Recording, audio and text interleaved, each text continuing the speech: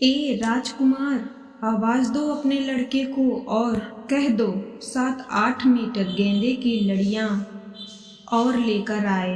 दरवाजा बड़ा सूना लग रहा है कि नहीं? माजी ने माली को आवाज देते हुए मुझसे पूछा। मैं हाँ में गर्दन हिलाकर अपने कमरे में आकर लेट गई।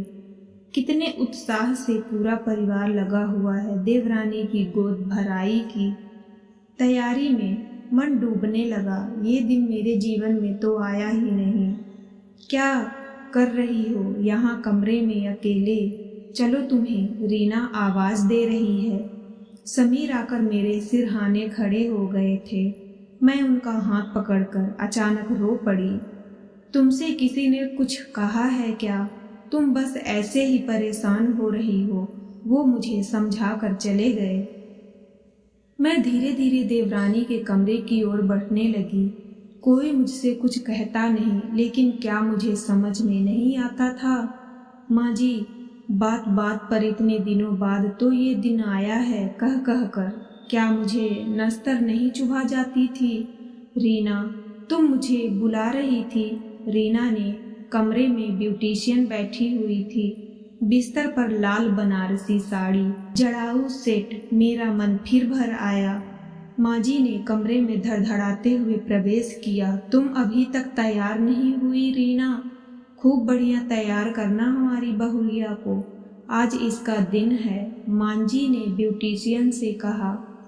एक बार और मेरी तरफ देखा। मैं चुपचाप खड़ी रही।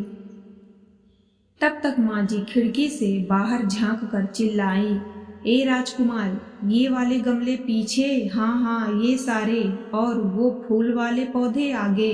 अकल तो लगाओ थोड़ी, फूल वाले पौधे पीछे धर दिए। रीना मेरी ओर देखती रही। मैं चुपचाप उसकी चूड़ियों का सेट तैयार कर रही थी।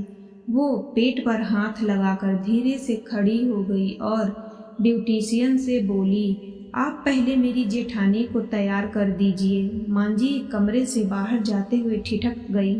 वो कुछ कहती इससे पहले रीना ने खिड़की पर जाकर माली को आवाज दी, राजकुमार काका, हर पौधे की अपनी महत्ता होती है, चाहे उसमें फूल आए या ना आए। फिर थोड़ी और तेज आवाज में बोली, जो पौधा जहाँ है वहीं रहने दीजिए। बिना फूल वाले पौधे को पीछे नहीं रखा जाएगा।